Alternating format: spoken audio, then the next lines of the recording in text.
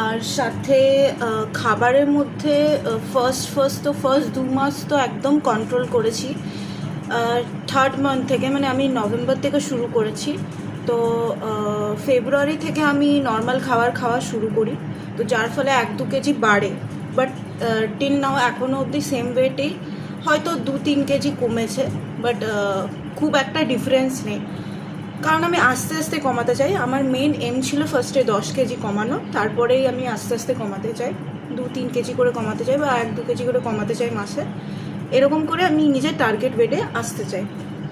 একটাই কারণ, আমার হরমোনাল প্রবলেম ছিল, যেটার জন্য আমাকে ওয়েট লুজ করতে হয়।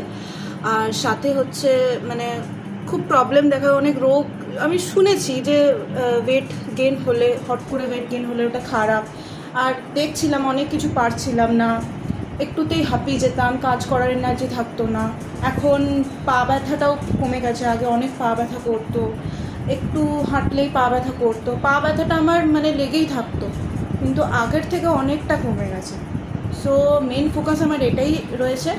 আর আমি দুটো জিনিসে সবথেকে বেশি ফোকাস করেছি। একটা হচ্ছে ওয়াকিং, যেটা আমি আপনাদেরকে বললাম। সেকেন্ড হচ্ছে ডায়েট, সেটাই হচ্ছে 70% আমি ফলো করেছি, আর 30% আমি ওয়াকিং দিয়েই মানে করেছি। তো হ্যাঁ, যারা এক্সারসাইজ করতে পারো না বা পারিস না, তারা এটা চেষ্টা করতে পারো।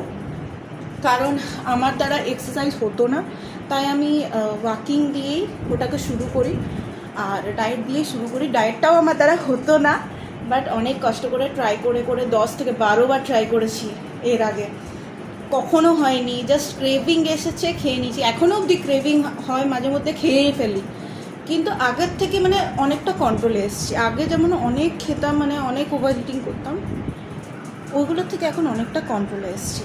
সো হ্যাঁ, এটাই আমার সিক্রেট। অনেকেই সবাই জানতে চাইছিলে, এটাই সিক্রেট, আর কিচ্ছু না। নর্মাল ঘরের খাবারকেই একদম ন্যাচারালি ওয়েট লুজ করেছি। অনেকজন বলেছে হার্বাল লাইফ, এই লাইফ খেয়েছি, এগুলো কিচ্ছু না।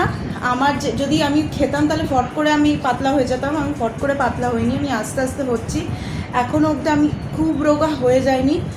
এখন আমার XXL লাগতো, XXL থেকে এখন এক্সেল হয়েছি, এক্সেল থেকে এখন মাঝে মধ্যে আমার লার্জটাও হয়। তো এখন দেখা যাক কতদূর কী হয়। তো এটা আমি মিডিয়ামে করতে চাই, দেখা যাক কতদূর কী হয়। তো এইটুকুই। তোমরা যারা জানতে চাইছো তার প্রশ্নের আমি উত্তর দিয়ে দিয়েছি। আর কিছু প্রবলেম থাকলে আমাকে পার্সোনাল ডিএম করতে পারো। Bye bye.